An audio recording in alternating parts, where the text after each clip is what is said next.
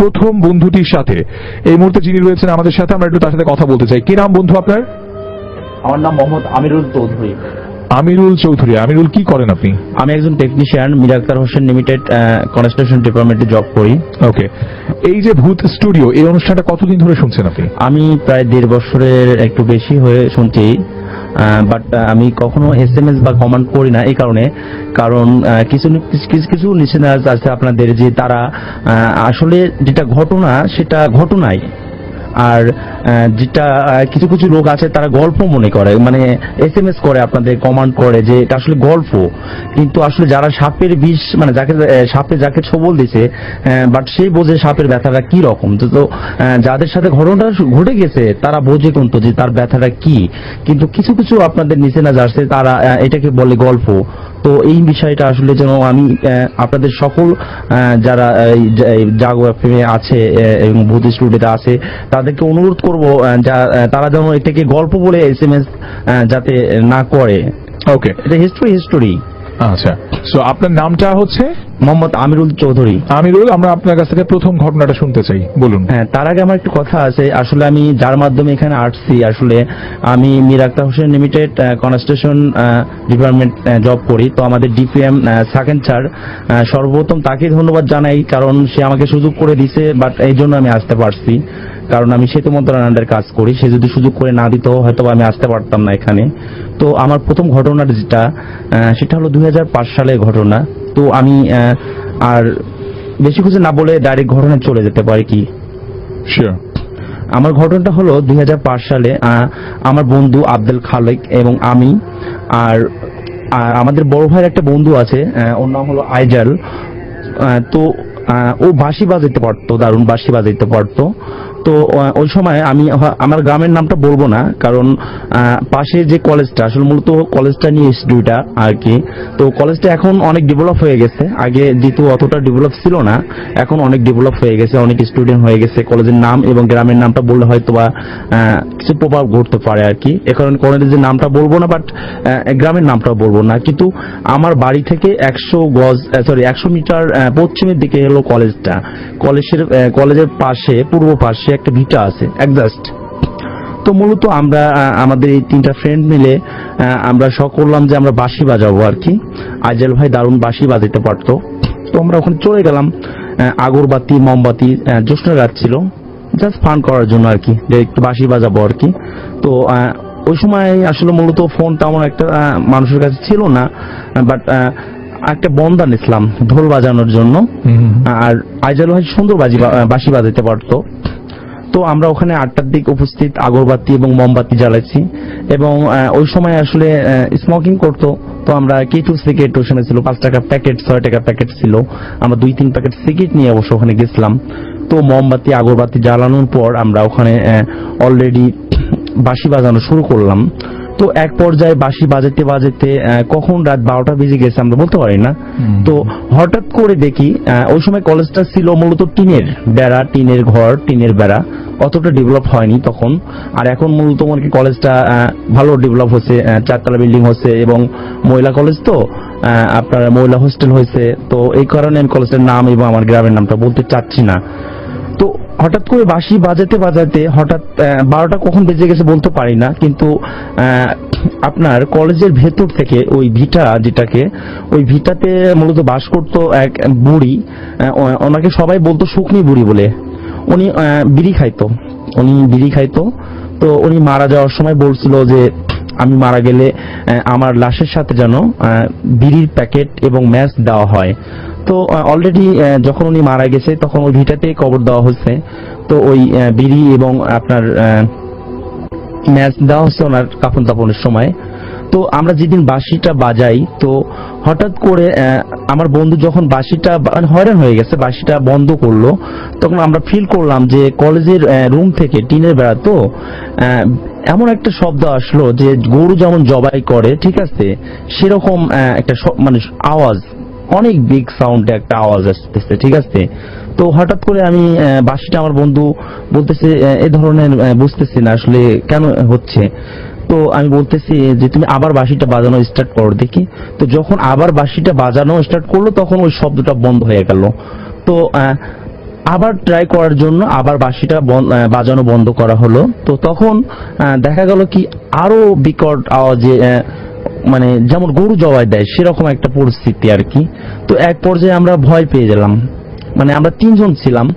আর মূলত আমরা যে বের হব, ওই ভিটার পাশ দিয়ে হলো আমাদের কলেজের গেটটা, ওই ভিটার পাশ দিয়েই আমাদের কলেজের গেটটা, ভিটার পাশ দিয়ে বের হতে হবে।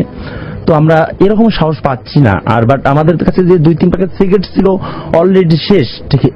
তো আমরা বের হতে পারছি না, আমাদের সবার 3 জনের লোম মানে শরীরের লোম খাড়ায় গেছে, যে আমাদের এই শক্তিটা নেই যে আমরা বের হয়ে আসবো ওখান থেকে।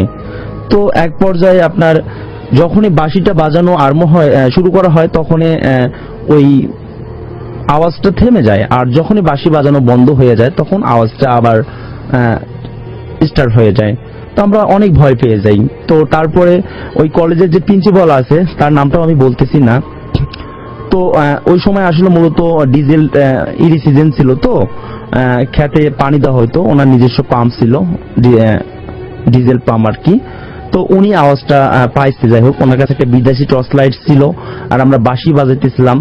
ওখান থেকে পশ্চিম দিকে প্রায় 100 মিটারের মতো উনিও আওয়াজটা ফিল করছে। তো উনি ওখান থেকে লাইট মারে দেখে যে আমাদের কলেজের মাঠের ভিতরে 3 জন ব্যক্তি বসা, কি আসলে বসে আছে। তো উনি অলরেডি চলে আসলো যে কে এত রাতে এখানে। তো এসে দেখে আমরা, তো আমাদের তো সে ভালো করে চেনে, সে গ্রাম সম্পর্কে আমাদের ভাই হয়। তো বলতেছে তোমরা এত রাত্রে এখানে? আমি এত রাত কোথায়, এখন তো প্রায় 9টার মতো বাজে। তো উনি ঘড়ি দেখায় বলতেছে দেখো এখন 1:30টা বাজে, ঠিক আছে। আর এখানে কিছুক্ষণ আগে এমন একটা আওয়াজ হলো, এটা কিসের আওয়াজ আমরাও বলতে পারি না। তো আমরা ভয়তে বের হতেও পারতেছি না এখান থেকে, জাস্ট বসে আছি নীরব হয়ে। তো উনি জানে আসলে যে এখানে কিছু কিছু ঘটনা ঘটে। তো উনি আমাকে বলল যে তোমরা কি এখন বাসায় যাইতে পারবা? আচ্ছা না, আমাদের পক্ষে একা যাওয়া সম্ভব না, কারণ গেটটা ওই ভিটার পাশ দিয়ে বের হতে হবে। তো উনি বলতে ঠিক আছে, আমার কাছে বিদেশি টর্চ লাইট আছে, আমরা ওখান থেকে আবার আমাদের বাসা 100 মিটার হবে। তো উনি বলতেছে যে তোমাদের বাসায় আমি দিয়ে আসতেছি। তো আমি একটা জিনিস ফলো করলাম, যে যখন আমি ওই গেট দিয়ে বের হই, তো আমি একটু বাঁ সাইডে তাকালাম, কারণ বাঁ সাইডের ভিটাটা তো বাঁ সাইডে তাকানোর পর যে জিনিসটা আমি দেখলাম, যে আমি মানে আশা করিনি যে এই জিনিসটা দেখবো আর কি। তো দেখতেছি যে জানালা দিয়ে 2টা লাশ বের করা হচ্ছে, গলা কাটা লাশ, মহিলা মানুষ, এত সুন্দর, যেটাকে পরি বলা হয় মূলত আর কি, গলা কাটা লাশ বের হয়ে আসতেছে। তো তখন আমি সেন্সলেস হয়ে যাই, মানে অজ্ঞান হয়ে যাই এক কথায়। তো তারপরে আমার ওই বন্ধু দুটো মিলে এবং ওই কলেজের প্রিন্সিপাল মিলে আমার বাসায় নিয়ে গেল। তো আমার 3 দিন সেন্স ছিল না, জাস্ট মাঝে মাঝে সেন্স আসতো, কিছু কিছু খাইতে পারতাম না, একটু শরবত টরবত হয়তো বা পানি টানি এগুলো খাওয়াইতো। তো কবিরাজ ডাকলো। তো কবিরাজ যখন ডাকে তখন কবিরাজ বলতেছে যে আসলে আমার পক্ষে কিছু করা সম্ভব না, কারণ এটা আমার পক্ষে সম্ভব না, সরি। কবিরাজ বুঝে চলে গেল। নেক্সট টাইম আরেকটা কবিরাজ রাখা হলো, সেও চলে গেল। তো 3 নম্বর যখন কবিরাজটা আসলো, তখন সে এক কথা আমাদের দেশে ওই পাতা নামায়, তুলা রাশি দিয়ে পাতা নামানো হয় আর কি। তো ওই পাতা নামানো হলো, তখন তুলা রাশি ব্যক্তি দিয়ে পাতা নামানো হয়, আরেকজন কবিরাজ থাকে। তো তখন ওই জেন পরি হাজির হলো আর কি, তার মাধ্যমে ওই তুলা রাশি সে বলতেছে যে তোরা যতই কিছু কিছুই করতে পারবি না, কারণ আমরা এখানে অনেকজন থাকি, 1-2 না। আর যে বাঁশি বাজাইছিল তাকে আমরা 7 বোন ছিলাম। তো যে বাঁশি বাজাইছিল তাকে আমার বড় বোন চয়েস করতো, তার বড় বোন তাকে নিয়ে যাবে, আর আমি ওখানে ছিলাম। আর সর্বছোট যে বোনটা ছিল সে আমাকে লাইক করতো, সে আমাকে নিয়ে যাবে ওখান থেকে। তো তাদের ভিতর দ্বন্দ্ব বেজে মূলত তার বড় বোন এবং ছোট বোন, ঠিক আছে। তো দুজন মানে এক পর্যায়ে আঘাত করতে করতে দুজনকে মানে ছোট বোন বড় বোনকে মারে, এবং ওই জেদ ধরে মেজ বোন ছোট বোনকে মারে, মানে মেরে ফেলে এক পর্যায়ে আর কি। তো এই অবস্থা। তারপরে অনেক কবিরাজ ওজা, তো এরকম প্রায় 1-1.5 মাস চলতেছে। তো আমি মাঝে মাঝে ছুটে আসি, আর আমাকে যদি কোন তাবিজ দেওয়া হয় অটোমেটিক্যালি তাবিজ ছুটে যায়। তো আমাকে এক পর্যায়ে আমি হঠাৎ রাতে আমার ঘর লক করা, কিন্তু আমি কখন যে ভিটাতে এসে বসে থাকি আমি নিজেও জানি না। তো যখন আমার আম্মু ফিল করে যে আমি দেখি, সবসময় তারা ঘুমায় না, যেহেতু আমার এত বড় একটা ঘটনা, দুর্ঘটনা, তো তারা ঘুমায় না, তারা দেখে যে সবসময় রাতে জাগনায় থাকে। তো হঠাৎ আমার আম্মু আমার রুমে, আর আমার আম্মার রুম আমি আর আমার রুমটা তখন কি বললো যে মাঝখান দিয়ে একটা রুম দরজা খুলে রেখে দিল, যে যাতে কোনো দুর্ঘটনা না হয়। আসলে ও দরজাটা আগে ছিল না, কিন্তু তার আমার এই ঘটনা হওয়ার পর দরজাটা কেটে আবার নতুন করে বানানো হলো। তো হঠাৎ আম্মু রাত 2:30টার দিক ফলো করে যে আমি নেই, অথচ ঘরের দরজা লক। তো এখন আম্মু চিৎকার ছাড়লো যে কোথায়।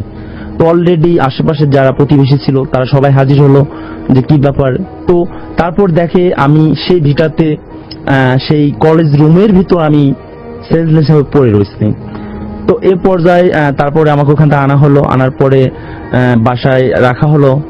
বাট আপনার এরপর আমাকে বেঁধে রাখা হলো, যে বেঁধে রাখলে হয়তো বা যে সে যেতে পারবে না আর কি। তো তারপরে বেঁধে রাখেও কোনো উপায় নেই, আমাকে তারা মাঝে মাঝে আর কি এভাবে নিয়ে যায়, তো চলতো। তো একটি সাপ, তো তার কাছে যাওয়া হলো, তার আমাদের এলাকা থেকে অনেক দূর, তাকে খবর দিয়ে আনা হলো, অনেক রিকোয়েস্ট করে সে আসবে না, তারপর আনা হলো। তো আনা হওয়ার পরে তারপরে সে এখানে অনেকটা গ্রুপ আর কি, মানে ওটা একটা আড্ডা, ভূতের মানে যারা জিন পরি কালীর একটা আড্ডা, ওটা এমন একটা জায়গা। তো তারা বলতেছে যে যত বড়ই কবিরাজ আসুক না কেন কিছুই করতে পারবে না। তো আমাদের কবিরাজ এক পর্যায়ে বলল যে তোমাকে বোতলে ভরাবো। আমাকে একজনকে বোতলে ভরে কি হবে, আমাদের অনেক লোক আছে, কয়জনকে আপনি বোতলে ভরাবেন, ঠিক আছে। তো যে পরীটা ছিল ওটা মহিলা, সরি মুসলমান ছিল, মুসলিম ছিল। তো সে বলছে যে ওকে আমাকে ভালো লাগছে, এই জন্য আমাদের দুটো বড় বোন, আমার বড় বোন এবং ছোট বোন দুজনকে খুন করা হয়েছে তাদের নিজেদের জেরের মাধ্যমে। তো আমরা এদের দুজনকে কখনো ছাড়বো না। তো এক পর্যায়ে আমার কবিরাজ নত স্বীকার করলো যে যাই হোক যেটা হয়ে গেছে, ওকে মাফ করে দেন। তো তারা মাফ করে দিবে না। তো অনেক অনুরোধ করার পর লাস্টে তাদের একটা বোন, সে অনেক ভালো ছিল অবশ্য, সে বলল যে ঠিক আছে মাফ করে দিতে পারি, সত্য একটা আছে, আপনারা যদি কালী মন্দিরে নিশিরাতে যদি ওখানে 3জন ব্যক্তি ছিল, 3টা পাঠা বলি দিতে হবে, ঠিক আছে। তো যে কোনো এক ঠাকুর দিয়ে 3টা পাঠা বলি দিতে হবে কালী মন্দিরে নিশিরাতে, ঠিক আছে। আর কিছু শালুক কাপড়, মানে ওদের যা আর কি চাহিদা আর কি, এগুলো দিতে হবে, দিলে আমরা ছাড়তে পারি। আর আরেকটা জিনিস করবেন কি, বাড়ি বন্ধ করে রাখবেন, যাতে বাড়ির ভিতর কোনো অত্যাচার আমরা কেউ, হয়তোবা আমি করলাম না, আমার অন্য বোনেরা, তাদেরও তো বোন, তো তারা হয়তোবা সত্যম করে যাইতে পারে এবং তার উপর অত্যাচার করতে পারে। আর আরেকটা কথা বলি, সে আরেকটা জিনিস শিখা দিল যে ওর শরীরে তাবিজ দিলে তাবিজ থাকবে না, ছুটে যাবে। তো ওর বাড়ির এরিয়াটা বন্ধ করে রাখবেন, বাট ওর শরীরে ডান হাতে কেটে অন্তত 10 দিন বা 15 দিন কেটে শরীরের হাতের ভিতর একটা তাবিজ দিয়ে আবার সেলাই করে রাখবেন, ওই তাবিজটা ছুটে যাবে না। তো অলরেডি যেটা কথা ওঠেই পাঠা বলি দিল, এবং তারপরের দিন আমার ওই কবিরাজ একটা তাবিজ, আমার হাতে এখনো কাটা আছে, এখানে একটা তাবিজ ঢুকে দেওয়া হলো। অলরেডি 15 দিন, সরি 15 দিন না, 21 দিন তাবিজটা রাখা হয়েছিল। তো 21 দিন রাখা হওয়ার পর তারপরে আপনার ওরকম আমি আর কিছু ফিল করিনি। যখন 21 দিন পর তাবিজটা আবার বের করা হলো, তো ওরকম কিছু ফিল করিনি। তো এটা হলো আমার প্রথম ঘটনা। অলরাইট, সো এরকম ঘটনা আমরা আপনার কাছ থেকে আরো শুনবো। আমিরুল নামে একজন বন্ধু আজকে এসেছেন এবং তিনি তার জীবনের প্রথম অভিজ্ঞতার কথা বলছিলেন। কেমন লাগলো আপনাদের? এবার সে কথাগুলো শোনার পালা। অনেক অনেক বন্ধু আজকে যুক্ত হয়েছেন বিভিন্ন প্রান্ত থেকে। সো এই মানুষগুলো কষ্ট করে টিউন করে 94.4 শুনছে। আর যারা আজকে প্রথমবার টিউন করেছেন তাদেরকে বলছি, এই মুহূর্তে যে আয়োজনটা শুনছেন সেটির নামটি হচ্ছে Bhoot Studio, brought to you by Pran Jhal চানাচুর। আর আমাদের সাথে জয়েন করেছেন, এদিকে জয়েন করেছেন বন্ধু রায়হান, ভালো লাগছে। ইকরাম ইসলাম জয়েন করেছেন, নাইস জানিয়েছেন। এদিকে নিউ ইয়র্ক থেকে শুনছেন নুরুল আফসার, তিনি যুক্ত হয়েছেন আমাদের সাথে, যুক্ত হয়েছেন MDH। এদিকে অর্থহীন অপু বলেছেন ঘটনার আছে, অ্যান্ড জয়েন করেছে সৈয়দ নাজমুল হোসেন আবির, মিতু ড্রিমলেস, অনেক ভালো লাগছে। নুরুল আফসার জয়েন করেছেন আমাদের সাথে, আনোয়ার হোসেন পিঙ্কু আমাদের সাথে যুক্ত হয়েছেন, রিমেইন আহমেদ সিফাত যুক্ত হয়েছেন আমাদের সাথে, যুক্ত হয়েছেন সেলফি বাজ সোহাগ, এরকমটা যুক্ত হয়েছেন মিরাজ মাহমুদ, যুক্ত হয়েছেন হাসান জাবির মজুমদার। এরা সবাই জাগো এফএম পেজে আমাদের লাইভের সাথেও যুক্ত আছেন, বাট পোস্টটা শেয়ার করতে বলেছিলাম। আর লাইভটা যারা সত্যিকার অর্থে দেখছেন, যদি ভালো লাগে তাহলে শেয়ার করেন, বাট উল্টো পাল্টা একটা কমেন্ট করলে যেটা হতে পারে, যেমনটা হচ্ছে আরিফিন জাকির, আপনাকে বলছি ব্যান হয়ে যাবেন। খামাখা কষ্ট করে আপনার মনে হয় উল্টো পাল্টা কমেন্ট না করাটাই ভালো, কারণ আমাদের জাগো এফএম এর বয়সটা খুব স্বল্প, তো ছোট্ট একটা বাচ্চা, সো একটু একটু করে বড় হচ্ছে। তো সেই জায়গাটায় আমরা আসলে চাই যে পরিণত লিসেনার যারা আসলে পরিণত, আমি সবসময় বলি যে যারা যে কোনো পরিবেশে আসলে খাপ খাওয়াতে পারে, এরকম লিসেনারদেরকে নিয়ে আমরা আসলে সামনে এগিয়ে যেতে চাই। দু একটা বাজে কমেন্ট হয়তো বা পরিবেশটাকে নষ্ট করতে পারে। সো আপনি হয়তো ওখানে একটা কমেন্ট করছেন, যে কমেন্টটা দেখে আরো 10 জন আমাদেরকে ইনবক্স করছে যে আপনাকে ব্যান করার জন্য, সো সেটা বোধহয় ভালো হবে না। এন্ড এরকমটা জয়েন করেছেন আশুর আক্তার মিম, খুব ভালো লাগছে নারায়ণগঞ্জ থেকে। রূপমের কাছে অবশ্য ভালো লাগেনি, বলছি স্ট্রেট তার কাছে বিশ্বাসই হয়নি। এদিকে মেহেদি হাসান জনি বলছেন ভালো লাগছে। জয়েন করছে আবুল কালাম আজাদ, হ্যালো জানিয়েছেন। হ্যালো। ইলিয়াসের কাছে দারুণ লেগেছে। তোমার কাছে একদমই অবিশ্বাস্য মনে হচ্ছে, সে বিশ্বাস করছে না ঘটনাটা। হাওলাদার নাহিদুর এসএমএস করেছেন আমাদেরকে, একলা বয় জুয়েল বলছেন তিনি আছেন। সো শুনছেন ফয়জুল ইসলাম রয়েছেন আমাদের সাথে, মিরাজ মাহমুদ যুক্ত হয়েছেন, জুবাইর আহমেদ ঈশান। সো যারা আমাদের সাথে একটু দেরিতে হলেও যুক্ত হয়েছেন তাদের সবাইকে বলছি ভূত স্টুডিও চলছে। Bhoot Studio brought to you by Pran ঝা ঝাঁচুর, আর যে উদয় রয়েছে আপনার সাথে। আপনি যদি সরাসরি আমার গ্রুপে যুক্ত হতে চান, আজকে যারা লাইভটা দেখছেন, লাইভের শুরুতে যে কমেন্টটা আছে এই মুহূর্তে জাগো এফএম এর পক্ষ থেকে, সেই লিঙ্কে ক্লিক করুন, সরাসরি আপনি আমার গ্রুপে যুক্ত হয়ে যাবেন। আমাদের এই গ্রুপের উদ্দেশ্যটা অনেকে জানেন, অনেকে জানেন না, তাই আরো একবার মনে করিয়ে দিচ্ছি, আসছে শীতে আমরা এই গ্রুপটির মাধ্যমে একসাথে হয়ে কাজ করতে চাই সবাই। আমাদের ঢাকা শহরে ছন্নছাড়া ভাবে অনেক পথশিশু আমরা দেখতে পাই, এবং এই পথশিশুগুলোর পক্ষে আপনার আমার মতো করে শীতের পোশাক কেনা বা শীতের সাথে যুদ্ধ করাটা অনেক টাফ। সো সেই ক্ষেত্রে আমরা আমাদের বাসায় পরে থাকা শীতের পোশাকগুলো যদি কষ্ট করে একটু জাগো এফএম এর অফিসে এসে পৌঁছে দেই, কিংবা সেটাকে যদি আমরা একটু পাঠিয়ে দেই কুরিয়ার করে, তাহলে কিন্তু এই বাচ্চাগুলোর মুখে হাসি ফোটানো সম্ভব। অনেকে আমাকে প্রশ্ন করেছেন যে শুধুমাত্র কি বাচ্চাদের জন্য? না, আপনার বাসায় যদি কোনো শীতের পোশাক থাকে সেটাই আপনি পাঠিয়ে দিতে পারেন, কারণ রাস্তায় তো শুধুমাত্র অসহায় বাচ্চারা থাকে না, সাথে অনেক বড় মানুষও থাকে। সো আপনার বাসায় যদি পোশাকটা পরেই থাকে, সেটা নষ্ট হওয়ার চাইতে এবারে শীতে কোনো একটা মানুষের যদি কাজে লাগে, সেটা বোধহয় খারাপ একটা হবে না।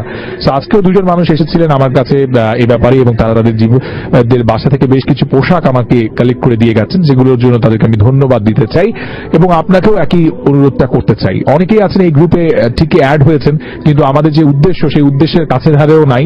শুধুমাত্র আমাকে ইনবক্সে মেসেজ দিয়ে যাচ্ছেন, উদয় ভাই আমি থাকতে চাই, আমি ভলেন্টিয়ার হতে চাই। ভাই ভলেন্টিয়ার তো পরে, আগে তো পোশাকগুলো কালেক্ট করে একটু জাগো এফএম এর অফিসে পৌঁছান। এন্ড জয়েন করেছেন অধর আহমেদ ক্যাম, তিনি রয়েছেন আমাদের সাথে। ইকবাল কবির রয়েছেন আমাদের সাথে, রয়েছেন আমাদের সাথে শাহ আলম মিহা, রয়েছেন প্রণব বিশ্বাস, রয়েছেন অর্থহীন অপু, রয়েছেন আমাদের সাথে এদিকে মিথিলা, এবি পরশ কুষ্টিয়া থেকে। সাইফুল রয়েছেন কক্সবাজারে। আপনাদের স্টেশন পাওয়া যাচ্ছে না কেন? কারণ কক্সবাজারে আমরা এখনো অব্দি পৌঁছাই নেই, তবে আপনি অ্যাপস এর মাধ্যমে এবং ওয়েবসাইটের মাধ্যমে কিংবা ফেসবুক লাইভের মাধ্যমে আমাদেরকে শুনতে পারবেন সেখান থেকে, এবং আশা করছি আমরা খুব শীঘ্রই কক্সবাজারে পৌঁছে যাব। আর সেলফিবাজ সোহাগ রয়েছেন আমাদের সাথে। গুড আইডিয়া বললে হবে না, সেলফিবাজ সোহাগ এবার একটু কাজে লাগাতে হবে। মানে প্রচুর মানুষ শুরু থেকে এই উদ্যোগের সাথে আমাকে একটা কথা বলছেন, খুব ভালো উদ্যোগ, খুব ভালো উদ্যোগ। ভালো উদ্যোগ নয়, সেখানে কাজ করতে হবে। অ্যান্ড আমাদের সাথে যুক্ত হয়েছেন রূপম, তিনি রয়েছেন আমাদের সাথে। মোনালিসা বলেছেন ভালো লাগছে শুনতে। আচ্ছা ঠিক আছে। জেসিয়া আরবানা, এই কমেন্টটা না করলেও চলবে, আমরা জানি that is best, but the fact is যে আপনি এখানে ওটার প্রচারণা কেন চালাচ্ছেন? মানে এই কাজটা করার উদ্দেশ্যটা কোথায়? এন্ড আরিয়ান আসাদ বলছেন ভালো লাগছে। ওকে, এইদিকে নোভা জয়েন করেছেন। প্রথম স্ট্রিটে তার কাছে খুব একটা ভয়ঙ্কর মনে হয় নাই। ইলোরা বলছে খুব ভালো লাগছে শুনতে। খায়রুল বলছে সুপার ভাইয়া, থ্যাংক ইউ। ইমন বলছেন তিনি কুষ্টিয়া থেকে রয়েছেন। রাজা যুক্ত হয়েছেন, ভালো লাগছে। এখানে বেশ কিছু আইডি রয়েছেন যাদের উদ্দেশ্য হচ্ছে যে কোনো অনুষ্ঠানে, আমার মনে হয় this not the first time, আমি বাংলাদেশের প্রচুর ফেসবুক লাইভ গুলো ফলো করি, এবং সেখানে কিছু মানুষ থাকেন যাদের উদ্দেশ্য থাকে লাইভের ভিতরে কিছু ডিস্টার্ব করা। সো এই ধরনের মানুষগুলোকে যারা পাবেন, আমাদের অ্যাডমিন প্যানেলে যারা রয়েছেন, তাদেরকে আমি অনুরোধ করছি ব্যান করুন, বিকজ অন্যদেরকে মানে তাদের কথাগুলো বলতে দেন। দেখেন আমাদের অনুষ্ঠানের যে স্টোরিগুলো বলা হয়, প্রত্যেককে যে আপনার মন মতো হবে তা কিন্তু না। কিছু স্টোরি আপনার মনে ভালো লাগবে, কিছু স্টোরি আপনার ভালো লাগবে না। সো ভালো লাগলে সেটাও লিখবেন, ভালো না লাগলে সেটাও লিখবেন। যেমন একটু আগে ইলোরা বলছিল তার কাছে স্টোরিটা বিশ্বাসী হয় নাই, আমরা কিন্তু সেটাও পড়েছি। আবার একটু আগে যেমনটা রূপম বলেছে তার কাছে স্টোরিটা ভালো লাগে না, আমরা সেটাও পড়েছি।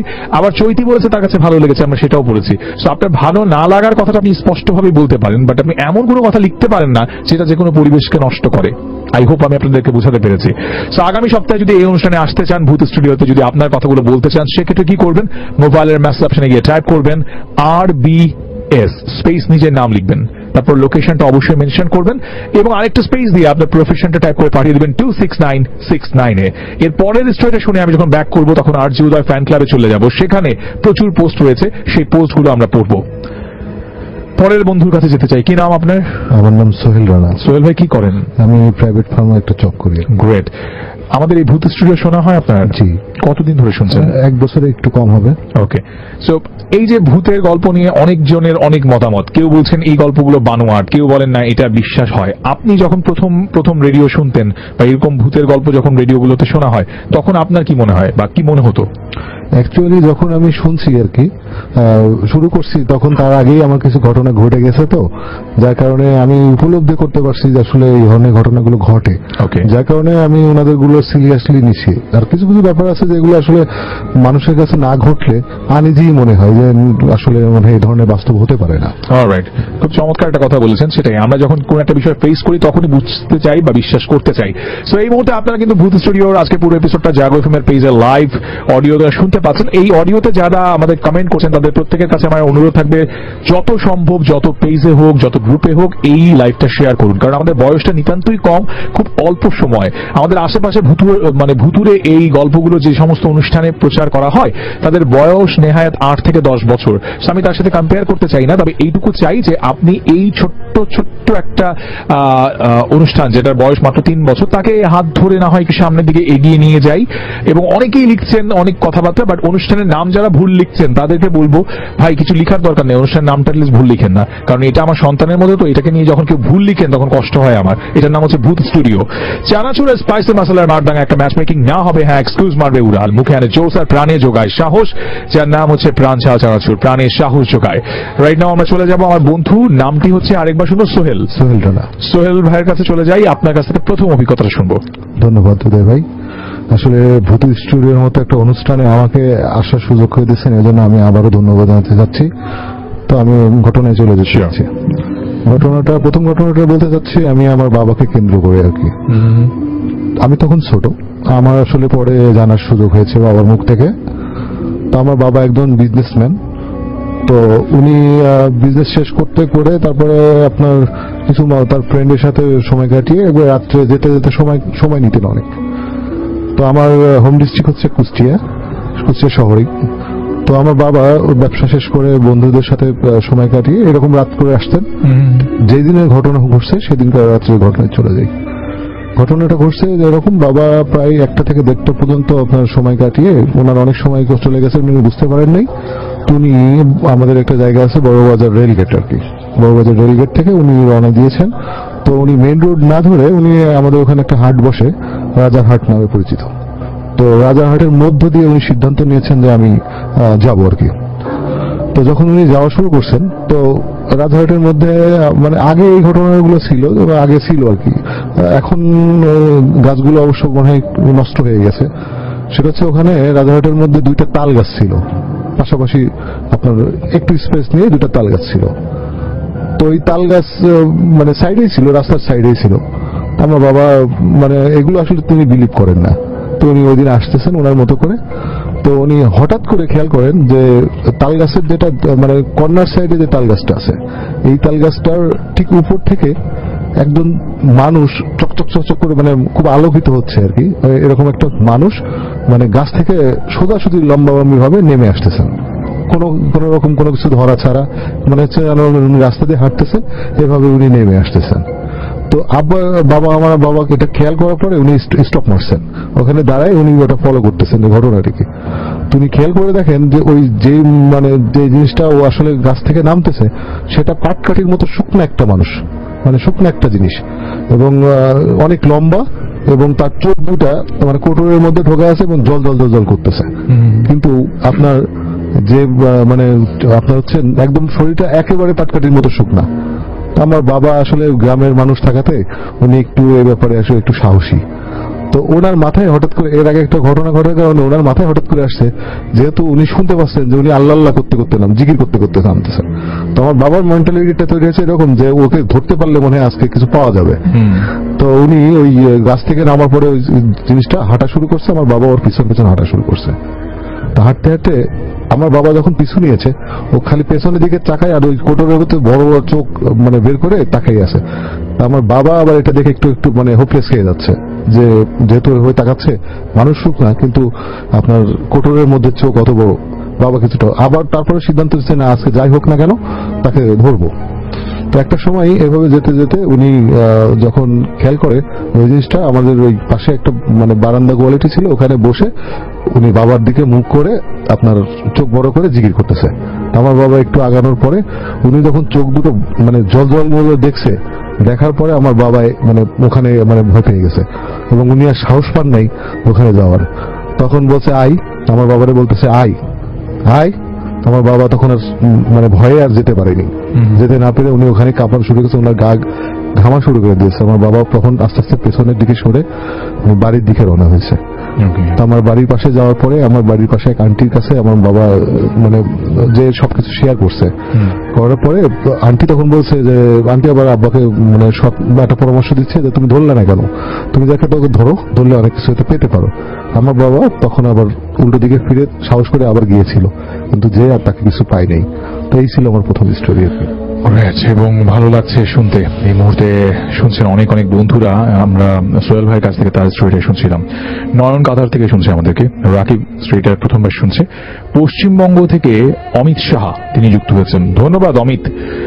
ভারত থেকে কেউ যখন আমাকে শোনে তখন আমি অ্যাপ্রিসিয়েট করি, এই কারণে কারণ ভারতীয় প্রচুর বন্ধু রয়েছেন যারা বাঙালি এবং তারা কিন্তু আমাদের বাংলাদেশের রেডিওগুলো শুনে। যখন আমাদের দেশের মা বোনেরা ভারতের সিরিয়াল দেখার জন্য বেশ উঠে পড়ে লাগেন, সেই সময় যখন ভারতীয় কোনো বন্ধুরা বাংলাদেশের কোনো একটা রেডিও অনুষ্ঠান শোনার জন্য টিউন করেন কষ্ট করে অ্যাপসের মাধ্যমে, তখন এটা তো আমাকে ইন্সপায়ার করেই, আমাকে আরো বেশি ভালো কাজ করার জন্য উৎসাহ যোগায়।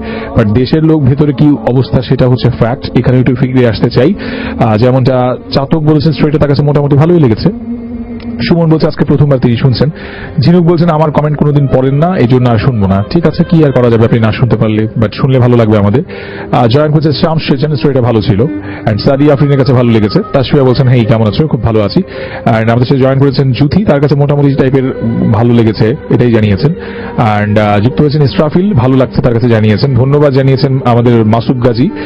আর সঙ্গ বালক বলেছেন ভালো লাগছে, নিস্তব্ধ বালক। আলাল খান বলছেন ভাই মালয়েশিয়া থেকে তিনি শুনছেন আমাদেরকে, ফার্স্ট টাইম লাইভ শুনছেন রায়হান। আর ফরহাদ বলছেন ভাই শুনছি ঢাকা মান্ডা থেকে। আর আমাদের সাথে অপরাধী বলেছেন কি খবর, খবর খুব ভালো, আপনি শুনছেন ভূত স্টুডিও, এটাই হচ্ছে এই মুহূর্তে সবচেয়ে বড় খবর। থাইল্যান্ড থেকে ফার্স্ট টাইম শুনছেন মারুফ। সুমন রয়েছেন আমাদের সাথে ইউএই থেকে। যুক্ত রয়েছেন আমাদের সাথে সর্দার হুসাইন শাহাদাত নরসিংদী থেকে। আমরা একটু এবার আরজি উদয় ফ্যান ক্লাবে যাবো, কারণ এখানে আমি একটু আগে বলেছিলাম যে যারা রয়েছেন আজকে এই ক্লাবটার একটা উদ্দেশ্য, তো সেই উদ্দেশ্যে আমাদের সাথে কারা নতুন ভাবে যুক্ত হলেন, কারা এখানে আসলে সত্যিকার অর্থেই আমাদের সাথে কাজ করতে চান, সত্যিকার অর্থে কারা নিজের বাসার শীতের পোশাকগুলো কষ্ট করে একটু জাগরণের অফিসে এসে দিতে চান এবং এই উদ্দেশ্যে এই গ্রুপে যুক্ত হয়েছেন আজকে, তাদের কিছু নাম মেনশন করতে চাই। যুক্ত হয়েছে আমাদের পাবেল নামে একটা বন্ধু, একটু আগে তিনি আমাদের সাথে যুক্ত হয়েছেন এইখানে। আহিয়া দেওয়ান তিনিও যুক্ত হয়েছেন এই মুহূর্তে আমাদের সাথে। শুভঙ্কর যুক্ত হয়েছেন আমাদের সাথে। ফারাবি যুক্ত হয়েছেন, অপরাধী সৌরভ, রাকিব হাসান যুক্ত হয়েছেন, আদিত্য সরকার প্রশ্ন তিনি যুক্ত হয়েছেন আমাদের সাথে, তানজির আহমেদ যুক্ত হয়েছেন আমাদের সাথে এই অনুষ্ঠানে খানিকক্ষণ আগেই।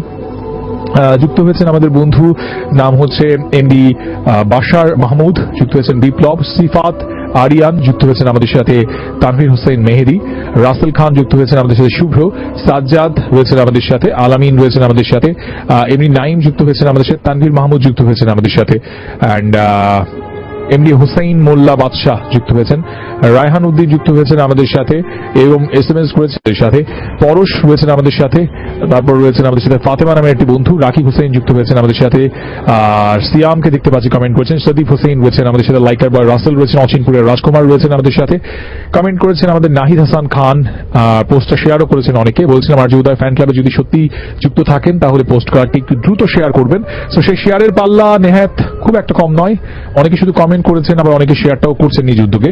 তাদের দলটা একটু ভারী, রিয়াদ মিয়া রয়েছেন সে দলে, হিমাদ্রি হিমু রয়েছেন, শাহদিদ রহমান রয়েছেন আমাদের সাথে, যুক্ত হয়েছেন সুলাইমান হাওলাদার, জুবায়ের খান রনি, রুহুল হাসান রনি রয়েছেন আমাদের সাথে, বাদশাহ, ইব্রাহিম এম আইস রয়েছেন, বিপ্লব রয়েছেন, মিতু ড্রিমলেস রয়েছেন আমাদের সাথে, ইসরা জাহান ইমু রয়েছেন, নিবির রয়েছেন, মুস্তাক আহমেদ রাকিব, হিমেল খান, রাহুল হোসেন রনি, আহমেদ কাউসার এবং জিয়াউল রহমান জিয়া, রিয়াদ খান আর যে সুমন সহ আরো অনেকেই নিজ উদ্যোগে যারা পোস্টটাকে শেয়ার করছেন ধন্যবাদ দিতে চাই। যারা সদ্য জয়েন করেছেন এবং রেডিওটা টিউন করেছেন তাদেরকে বলছি এই অনুষ্ঠানে চাইলে কিন্তু আপনি আগামী সপ্তাহে আসতে পারেন। তার জন্য একটা ছোট্ট নিয়ম আছে, মোবাইলের ম্যাচ অপশনে গিয়ে টাইপ করতে হবে আপনাকে RBS স্পেস নিজের নাম লিখতে হবে, নিজের লোকেশন, নিজের প্রফেশন, পাঠাতে হবে 26969। অনুষ্ঠানের শুরুতে দুঃখ করে বলছিলাম যে এতবার করে কথাগুলো বলবার পরও ভুল করবেন অনেকে, কষ্ট লাগে যখন আমাদের টিম মেম্বার্সরা আপনাদেরকে ফোন দেয় এবং ফোন দেওয়ার পর আপনি একটু অবাক হয়ে যান, কি বলেন, আমি রেজিস্ট্রেশন করেছি? ভাই আপনি রেজিস্ট্রেশন করেছেন, আপনি সজ্ঞানে রেজিস্ট্রেশন করেছেন, বাট আপনি বুঝেনই না আপনি কোথায় কি করছেন। সো এটা আসলে আমি এক্সপেক্ট করি যে একটা লিসেনার যে একটা রেডিও অনুষ্ঠান শুনে একটু মনোযোগ দিয়ে শুনবে। সো আপনারা রেজিস্ট্রেশন করছেন, করার পরে আপনাকে ফোন দেওয়ার পরে আপনি নিজেই অবাক হয়ে যাচ্ছেন। কারণ কি, আপনি আসলে অতি আবেগে এসএমএসটা করে ফেলেছেন। মানে আপনি শুনছেন উদয় ভাইকে, আচ্ছা ঠিক আছে একটা এসএমএস করে দিই। না, আমরা আসলে এরকম এসএমএস চাইছি না। আপনি যদি এই অনুষ্ঠানে আসতে চান, আপনার কাছে যদি এই ধরনের ভৌতিক এক্সপিরিয়েন্স থাকে এবং আপনি যদি সত্যি লাইভে এসে বলতে চান, মনে রাখবেন এটা কিন্তু এই রাতে লাইভ হয়। এই যে মানুষ দুজন আমার সামনে বসে আছে লাইভ, মানে এটা কোনো রেকর্ডেড শো না। হ্যাঁ, অনেক রেডিওতে আমি জানি অনেক রেডিও শো লাইভ হয় না, রেকর্ডেড হয়, এবং যেখানে হয়তো আপনি দু একবার গিয়েছেন এবং সেখান থেকে আপনার ধারণা হয়েছে যে রেডিওতে বোধহয় রেকর্ডেডই হয়। না, জাগো এফএম 94.4 যে অনুষ্ঠানটা হয় ভূত স্টুডিও, ইটস লাইভ। তো এখানে যদি আপনার আসার মতো ইচ্ছে থাকে তাহলে প্রথমত আপনার কাছে কিছু ঘটনা থাকতে হবে যেটা আপনি নিজে বিলিভ করেন। কোনো এফএম রেডিও থেকে শোনা ভৌতিক ঘটনা এসে এখানে বলার কোনো চেষ্টা আপনি করবেন না, এটা আমি আশা করি। সো যদি মনে করেন সেই ঘটনাগুলো আপনি আগামী সপ্তাহে এসে আমাদের লাইভে বলবেন, সেক্ষেত্রে রেজিস্ট্রেশনটা কিভাবে করবেন? মোবাইল আছে, মেসেজ অপশন আছে, সেখানে গিয়ে টাইপ করেন RBS স্পেস দিয়ে নিজের নাম লিখবেন, স্পেস আপনার লোকেশন লিখবেন, স্পেস আপনার প্রফেশন, চারটা জিনিস পাঠাবেন 26969। আবারও বলছি, RBS শুরুতে লিখবেন, স্পেস নিজের নাম লিখবেন, তারপর নিজের লোকেশন অবশ্যই মেনশন করবেন, তারপর একটা স্পেস দিয়ে আপনার প্রফেশন টাইপ করে পাঠিয়ে দিবেন 26969 এই নম্বরে। আজকে প্রচুর মানুষ এসএমএস করেছেন কষ্ট করে। প্রথম দুটো গল্প কেমন লেগেছে জানতে চেয়েছিলাম, লিখেছেন অনেকেই। বিশেষ করে প্রথম যে ঘটনাটা আমিরুল ভাই বলেছেন সেটা নিয়ে অনেকে এসএমএস পাঠিয়েছেন। এখন আমি জানতে চাইবো সোহেল ভাইয়ের যে ঘটনাটা আমরা শুনলাম এটা আপনাদের কাছে কেমন লেগেছে। ছটফট করে আমাদেরকে পাঠিয়ে দিন 26969-এ। এই মুহূর্তে যারা যারা আমাদের সাথে রয়েছেন তাদের মধ্যে রয়েছেন ফারুক, তিনি বলছেন তার কাছে প্রথম ঘটনাটা ভীষণ ভালো লেগেছে। কনার কাছে প্রথম ঘটনাটা ভালো লেগেছে। আদিত্য বলেছে ডিফারেন্ট কথা, তার কাছে প্রথম ঘটনাটা অতটা ভালো লাগে নাই। এদিকে নন্দিতি বলেছেন আমাদের সাথে তিনি শোনেন এবং তার কাছে প্রথম ঘটনাটা বিশ্বাসযোগ্য মনে হয়েছে। আবৃত্তি তিনি বলছেন তার কাছে প্রথম ঘটনাটা বিশ্বাস হয় না এবং তিনি মনে করেন এই ধরনের ঘটনা ঘটতেই পারে না। রাজু বলেছেন তার কাছে প্রথম ঘটনাটা ভীষণ রকম ভয়ঙ্কর মনে হয়েছে। ফারুক যুক্ত হয়েছেন, এসএমএস করেছেন আমাদেরকে, তিনি বাড্ডা থেকে, তিনি রয়েছেন আমাদের সাথে। এদিকে আমাদের সাথে আরো এসএমএস পিসিতে দেখতে পাচ্ছি সামি রয়েছেন আমাদের সাথে, যুক্ত রয়েছেন আমাদের সাথে তারেক রহমান, আজকে প্রথমবার তিনি এসএমএস করেছেন। দিশা বলছেন আজকে প্রাণ সাহায্য খেয়েই তিনি শুনছেন, এরকমটা যুক্ত হয়েছেন। ফারহানা ঢাকা থেকে ভালো লাগছে। জয় বলছে কাজপুর থেকে অসাম স্টোরি। সুমন বলছে ভালো লাগছে। সামির আহমেদ হোসেন কথাই বলেছেন। আমাদের সাথে যুক্ত হয়েছেন শিলা, কেমন আছি, ভালো আছি, কিছুটা টায়ার্ড আজকে। অ্যান্ড উসমান রয়েছেন রাজশাহী থেকে, তার কাছে ভালো লেগেছে গল্পগুলো। এদিকে তামিম বলছেন আমাদের সাথে একা একা তিনি শুনছেন এই মুহূর্তে। জাহিনের কাছে গুড স্টোরি মনে হয়েছে। নাবিলা বলেছেন আনসারি থেকে আজকে অনেক ভয়ঙ্কর কিছু স্বপ্ন দেখেছেন তিনি। এরকমটা যুক্ত হয়েছেন প্রিয়া ঢাকা থেকে, অনেকদিন থেকে ভূত স্টুডিও শুনেন, খুব ভালো লাগে। এবং আমাদের সাথে যুক্ত হয়েছেন আমাদের বন্ধু খিলগাঁও এ থেকে এমডি মাইনুল হোসেন, আমাদের সাথে রয়েছেন এই মুহূর্তে জয়েন্টটা করেছেন তুবা, খুব ভয় লাগছে। এদিকে নাহিদ বলছেন আমাদের সাথে ফোন ধরবেন না আজকে, না আজকে কোনো ফোন রিসিভ করা হবে না কারণ আজকে ভূত স্টুডিও চলছে। অ্যান্ড এসএমএস করেছেন অনেক, তার কাছে ভালো লেগেছে। নীলিমা যুক্ত হয়েছেন উত্তরা থেকে, আর যুক্ত হয়েছেন রূপম হাসান রামিম কুমিল্লার থেকে আমাদের সাথে। হৃদয় রয়েছেন আমাদের সাথে। নাবিলা, মুন্না এবং শাহাদাত যুক্ত হয়েছেন আমাদের সাথে। সো নানা মানুষের নানা মত, কেউ বলছেন গল্পটা ভালো লেগেছে, কেউ ভালো লাগেনি, এই কথাটাও বলেছেন। এবার সোহেল ভাই মানে দ্বিতীয় যে স্টোরিটা আমাদের শোনালো, এটা নিয়ে আপনাদের প্রত্যেকের এসএমএস এবং কমেন্টস গুলো আমি এক্সপেক্ট করি।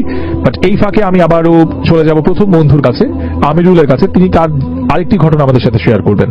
এই ঘটনাটা শুনে এসে কেমন লাগলো সোহেল ভাইয়ের ঘটনাটা, সেটা নিয়ে পাঠানো এসএমএস এবং কমেন্টস করব এবং সেগুলো পড়ার চেষ্টা করব। সো ঝটপট এসএমএস কিংবা কমেন্টস যেটাই করেন না কেন কানে রাখুন 94.4।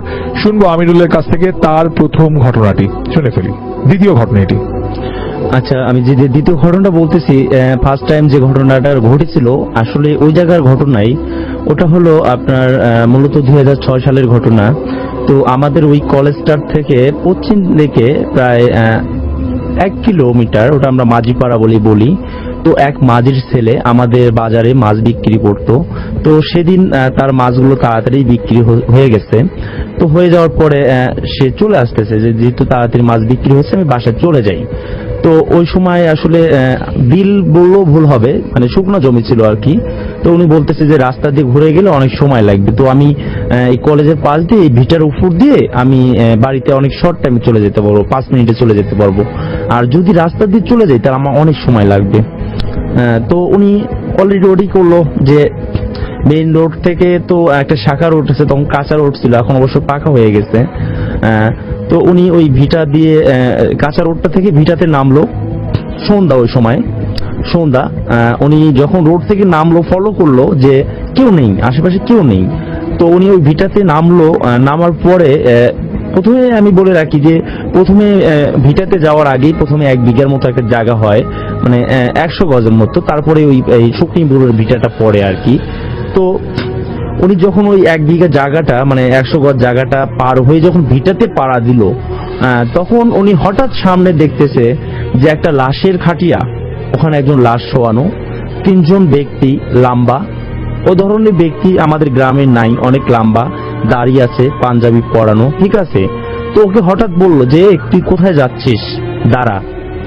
তো ওর মানে মুখ দিয়ে কথা আসতেছে না, কারণ সন্ধ্যা, আপনার সন্ধ্যা, আর এ ধরনের লোক ও দেখে নাই, আবার আমাদের এলাকাতে এই ধরনের লোকও নাই, আর একটা লাশ, 3 জন ব্যক্তি আর লাশ খাটিয়া, তো এরকম হওয়ার কথা না। মানে ওর লোম তো খাড়ে গেছে, বাট ও মানে কি বলবে মুখ দিয়ে, এ ধরনের কোনো কথা আসতেছে না। তো তো ওকে বলা হলো যে যাই হোক আমরা 3 জন আছি আর তুই আছিস, ঠিক আছে, তুই এক কানি ধর, এক মাথা খাটিয়ার এক মাথা ধর, আর আমরা 3 জন 3 মাথা ধরে আমরা একে দাফন করব। তো ও একটু সাহস করে ভয়ে ভয়ে কাঁপতে কাঁপতে বলতেছে যে একে কোথায় মাটি দিবেন আপনি? তো ওই লোকগুলো বলল যে আমাদের আসলে হাজিপাড়া, আমার গ্রামটার নাম হাজিপাড়া, গ্রামটার নাম বললাম না, কিন্তু আমার পাড়াটার নাম হলো হাজিপাড়া। বলতেছে ওই বাঁধঝাড়ে ওকে দাফন করব, কিন্তু মূলত ওই বাঁধঝাড়ে একটাই কবরস্থান ছিল, আমার দাদির কবরস্থান। তো আমার দাদির সাথে এই শুকনিপুরি ভালো একটা রিলেশন ছিল আর কি, ভালো একটা রিলেশন ছিল। বলতেছে ওখানে তাকে দাফন করব। তো ও ঠিক বলতেছে ঠিক আছে আমি ধরতেছি, কাঁপতেছে আর বলতেছে ঠিক আছে ধরতেছি। ও কথা বলে সে ডান সাইডে যখন যাবে, যা ওর মাছের যে খাঁচাটা ছিল মূলত ওটা ফেলে রাখে, ও মাগো বলে চিৎকার দিয়ে যে বাড়িতে যে সেন্সলেস হয়ে গেছে, তার 1 মাস কোনো সেন্স ছিল না। হঠাৎ 1 মাস সেন্স ছিল না বলতে মাঝে মাঝে আসতো, কিন্তু বাট কোনো কিছু খাইতে পারতো না, মানে ভাত বা অন্য কিছু। যখন একটু সেন্স আসতো হয়তো বা একটু ফলের রস বা পানি টানি দেওয়া হতো, এভাবেই। তো এভাবেই তার অনেক কবিরাজ, রোজা, অনেক কিছু দেখানো হচ্ছে, অনেক বড় বড় ইমাম সাহেব দেখানো হচ্ছে, তারা সব দিক দিয়ে তারা ব্যর্থ যে আমরা পারবো না। কারণ ওখানে একটা না দুটা না, অনেক অনেক, হিসাব করলে হাজারের ঊর্ধ্বে ওখানে, মানে একটা ওটা মনে করেন একটা মানে ভূতের একটা আড্ডাখানা আর কি, যে শুকনি বুড়ির ভিটাটা আর কি। তো ওখানে আমরা কয়জনকে আটকাবো? একজনকে বোতলে ভরলাম, যদি ওকে বোতলে ভরাই বাকিগুলো অ্যাকশন নিতে পারে, মানে প্রতিশোধ নিতে পারে। তো এই জন্য সে হুজুর বা যে কোবরা যে আসে, সে আমার আগের ঘটনাটার মতোই তারা সাহস পায় না আর কি। তো এভাবে তার 6 মাস চলে যায়।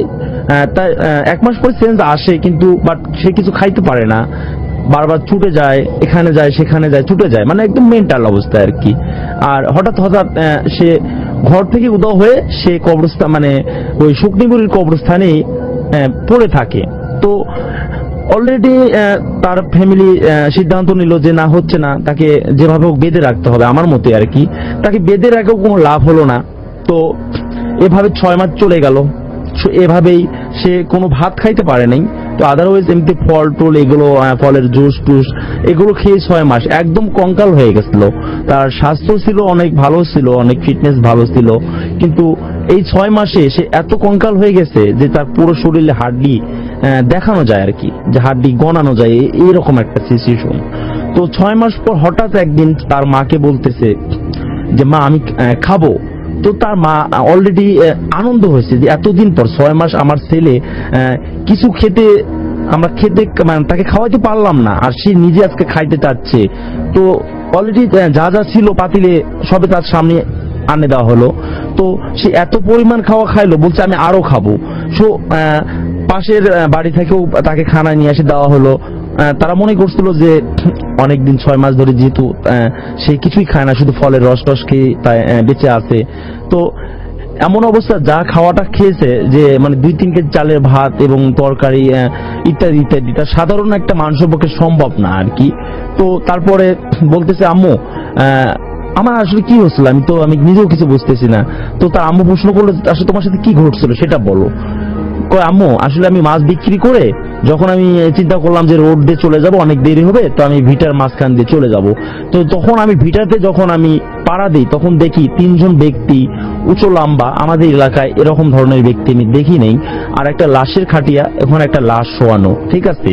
ওই 3 জন ব্যক্তি বলতেছে যে আমাদের আরেকজন লোক শর্ট, তো তুমি এটা ধরে সামনের কবরস্থান, হাজিপাড়ার সামনে কবরস্থান, ওই কবরস্থানে একে দাফন করব। তো আমি একা মানুষ, আশেপাশে আর কোনো লোক নাই, আর লোকগুলো আমার কোনো পরিচিত না, আর এত লম্বা আর অনেক বড় বড় দাড়ি। তো আমি তখন চিৎকার দিয়ে বাড়িতে আসি, আমি কিছু বলতে পারি না আর কি। তো এই কথা বলার পর সে সাক্ষাৎ স্পট ডেট।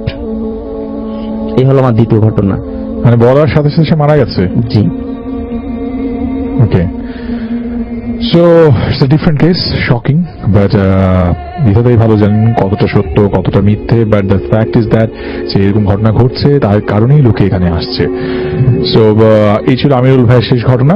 আমরা আরেকটা ঘটনা শুনবো সোহেল ভাইয়ের কাছ থেকে। কিন্তু এই যে ঘটনাটা আমরা শুনছিলাম, এই ঘটনাটা আপনার বিশ্বাস হয়েছে কি হয়নি সেটা তো আমাদের জানা দরকার। সো আপনার কেমন লাগলো সেটা লিখে পাঠিয়ে দিবেন JFM স্পেস নিজের নাম, তারপর সেই মতামত লিখে পাঠাবেন 26969 এ। রেজিস্ট্রেশন করার নিয়মটা বললাম, এতবার বলার পরে আমি একটু আগে অবাক হচ্ছিলাম যখন কমেন্ট পড়ছিলাম। মানে আমাদের স্টুডেন্টরা, মানে যারা আসলে স্টুডেন্ট, তাদের কথাই যদি দু একজনের কথা বলি, যেমনটা একজন লিখেছেন, তিনি হচ্ছেন সিফাত। তিনি বলছেন হোয়াট এ স্টোরি। এইটা আপনি যেখানে লিখেছেন ওইখান থেকে তো জীবনেও কমেন্ট পড়া হয় না, ওটা তো রেজিস্ট্রেশনের জায়গা। নীলিমা নামের একজন বন্ধু, তিনি লালমাটিয়া থেকে, তিনি লিখেছেন পুরো SMS আমি কখনোই পড়বো না, কারণ আপনি রেজিস্ট্রেশনের জায়গায় এই কাজটা করেছেন। রেজিস্ট্রেশন করার নিয়মটার জন্য বলা হয় RBS লিখতে, স্পেস নিজের নাম লিখতে, নিজের লোকেশন আর প্রফেশন টাইপ করে পাঠাতে 26969 এ।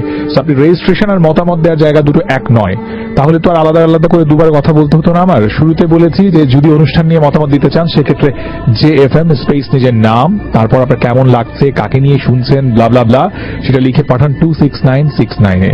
আর যদি অনুষ্ঠানে আসতে চান সেক্ষেত্রে রেজিস্ট্রেশন করতে হয়। রেজিস্ট্রেশন করার জন্য নিয়মটি হচ্ছে শুরুতে RBS স্পেস আপনার নাম, স্পেস আপনার লোকেশন আর আপনার প্রফেশন টাইপ করে পাঠিয়ে দিবেন 26969 এ। আজকে এতবার করে বলার পরও অনেক বন্ধু একই কাজ করছেন, ভুল করছেন।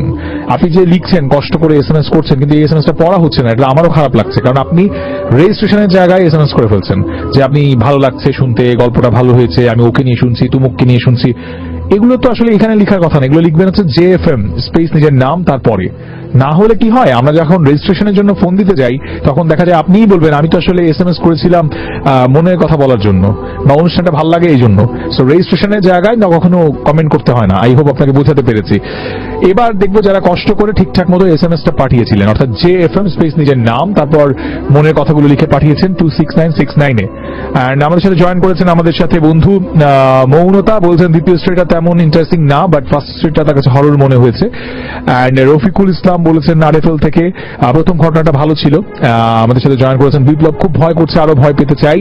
সাদাব বলছেন ঢাকা থেকে বিশ্বাস হয়নি তার গল্পটা। আলী হাসানের ভালো লেগেছে। সোহেল বলেছেন যে জামালপুর থেকে গুড স্টোরি। সাজেদ বলেছেন yes I believe all the story. And যুক্ত হয়েছেন সাহিল, ঘটনাটা বিশ্বাস হয়েছে তার কাছে। আলম মোহাম্মদপুর থেকে বলছে দ্বিতীয় ঘটনাটা ভয়ঙ্কর ছিল। এদিকে আবির আশরাফ বলেছেন তার প্রতি থার্সডেতে তিনি এই শোটা শোনেন। যুক্ত হয়েছেন আমাদের বন্ধু অমিত, সেকেন্ড স্ট্রিটে তার ভালো লেগেছে। সাগর অনেক ভয় লাগছে জানিয়েছেন। ইমতিয়াজ মাহমুদ যুক্ত হয়েছেন, তারা 7 ফ্রেন্ড মিলে আজকে এই মুহূর্তে শুনছেন আমাদেরকে। রাব্বি রয়েছেন, তার কাছে ঘটনাগুলো ভালো লাগছে। অ্যান্ড সেকেন্ড টাইম তার কাছে প্রথম SMS করেছেন আমাদের সাথে। স্টনিক SMS করেছেন ভাইয়াটা মোটামুটি ভালো লেগেছে গল্পটা, জানিয়েছেন দ্বিতীয় ঘটনাটির কথা। ইফতি বলেছেন যে সোহেল ভাই স্টোরিটা ভালোই লেগেছে। জিম বলেছেন আমাদের সাথে সে রয়েছেন। শিফা বলেছেন গল্পটা ভালো লেগেছে। সিথি বলছেন আমি শুনবো না, ওই দিনও ভয় পেয়েছি। অ্যান্ড আমাদের সাথে জয়েন করেছেন টাইগার আওলাদ, বলছেন উদয় ভাই কেমন আছেন, ভালো আছি। আমাদের সাথে যুক্ত হয়েছেন এদিকে মাহফুজ, তিনি প্রথমবার যুক্ত হয়েছেন। তামিম বলছেন অনেক ভালো লাগছে। ধামরাই থেকে মনিরও যুক্ত হয়েছেন আমাদের সাথে। আব্দুল্লাহ মির্জাপুর থেকে জান্নাত যুক্ত হয়েছেন। আফরিন যুক্ত হয়েছেন আমাদের সাথে। অ্যান্ড আমাদের সাথে যুক্ত হয়েছেন ওসমা, যুক্ত হয়েছেন এমনি তামিল, যুক্ত হয়েছেন তাহমিদ, জাহিন এবং আলী, যুক্ত হয়েছেন কায়রা, যুক্ত হয়েছেন চম্পাকলি মিরপুর 14 থেকে, যুক্ত হয়েছেন আমাদের সাথে জুবায়ের এবং যুক্ত হয়েছেন আমাদের সাথে নীলা। নিলয় যুক্ত হয়েছেন, নাহিদ যুক্ত হয়েছেন এবং শিশির রয়েছেন। সো রাইট নাও আমরা আবারও গল্পে ফিরে যাব এবং এবারে যে গল্পটা বলবে সেটা হচ্ছে আমাদের সোহেল ভাই, যিনি আজকে এসেছেন আমাদের সাথে তার জীবনের ভৌতিক কিছু এক্সপেরিয়েন্স শেয়ার করতে। সো এই ঘটনাটা শুনে যখন ব্যাক করবো তখন কিন্তু আমিরুল ভাইয়ের যে ঘটনাটা এতক্ষণ ধরে শুনছিলাম সেটা কেমন লেগেছে সেটা থেকে লিসনারদের কাছ থেকে ফিডব্যাকটা চাইবো। অর্থাৎ যিনি এইমাত্র কানে হেডফোন দিয়েছেন তাকে বলবো একটু আগে যদি ঘটনাটা শুনে থাকেন যদি আসলে আপনি লাস্ট ঘটনাটা শুনে থাকেন, কেমন লাগছে আপনার, বিশ্বাস করেছেন আপনি, সেটা লিখে পাঠান 26969 এর শুরুতে অবশ্যই JFM লিখতে ভুলবেন না। রেজিস্ট্রেশন করতে হলে অর্থাৎ নেক্সট উইকে যদি আপনি আসতে চান আমিরুল বা সোহেল ভাইয়ের যেখানে বসে আছে এই সিটে বসে যদি আপনি শোনাতে চান আপনার কাছে থাকা প্যারানরমাল ঘটনাগুলো, তাহলে মোবাইল থেকে একটা রেজিস্ট্রেশন করতে হয়। নিয়মটা হচ্ছে মেসেজ অপশনে যাবেন, গিয়ে টাইপ করবেন RBS স্পেস নিজের নাম, তারপর নিজের লোকেশন, আর একটা স্পেস দেবার প্রফেশন টাইপ করে পাঠিয়ে দিবেন 26969 এ। চানাচুর আর স্পাইসি মশলার মারদাঙ্গে এক ম্যাচ মেকিং না হবে, হ্যাঁ এক্সকিউজ মারবে উড়াল, মুখে এনে দেবে জোস আর প্রাণে যোগাবে সাহস। তার নামই হচ্ছে প্রাণ ঝাল চানাচুর, প্রাণে সাহস যোগায়। সাহস নিয়ে শোনো, মাথা ঠান্ডা করে রেজিস্ট্রেশন করো অথবা কমেন্ট করো। ফেসবুকে থাকতে পারো www.facebook.com/জাগো FM এর পেজে, অথবা সরাসরি যুক্ত হও আরজি উদয়ের ফ্যান ক্লাবে। তার জন্য তোমাকে চলে আসতে হবে আমাদের জাগো FM এর যে অডিও লাইভটা আছে এর প্রথম কমেন্টে আমি লিঙ্কটা দিয়েছি, সেই লিঙ্কে ক্লিক করলেই সরাসরি যুক্ত হতে পারো আমাদের গ্রুপে, যেখানে কিন্তু লাইভ আড্ডাবাজি চলছে। আমরা চলে যাই বন্ধু সোহেলের কাছে, শুনি তার পরের এবং শেষ অভিজ্ঞতাটা। থ্যাংক ইউ উদয় ভাই। আমার নেক্সট স্টোরি হচ্ছে যে আমাদের কুষ্টিয়া কেন্দ্রিকই আর কি। আচ্ছা, আমাদের কুষ্টিয়াতে প্রতি বছরই আপনার একটা মেলা হয়, কালী পুজোর মেলা। এটাও কুষ্টিয়ার সদর থানা থেকে দূরে, আপনার খোকসা থানাতে। এটা প্রতি বছরই হয়। তো আমার কখনো সুযোগ হয়নি আর কি যাওয়ার। তো হঠাৎ করে আমরা, এটা অবশ্য আজ থেকে 10 বছর আগেকার ঘটনা বলতেছি, তখন আমি স্টুডেন্ট ছিলাম। সেই সময় আমরা হঠাৎ করে সন্ধ্যার দিকে সিদ্ধান্ত নিই যে আমরা ওই মেলাতে যাব আর কি। তো মেলাতে যাওয়ার সিদ্ধান্ত হইতে তারপর চিন্তা করলাম যে অনেক রাত হয়ে যাবে। তো সেক্ষেত্রে আমরা আসলে 4-5 বন্ধু ছিলাম আর কি। তো সেক্ষেত্রে ওখান থেকে একটা সিদ্ধান্ত আসলো যে পাশাপাশি আর কি কাছাকাছি আরেকটা গ্রামে আমার এক বন্ধুর বোনের বাসা আছে, তো ফেরার সময় ওখানেই থাকবো রাত্রে।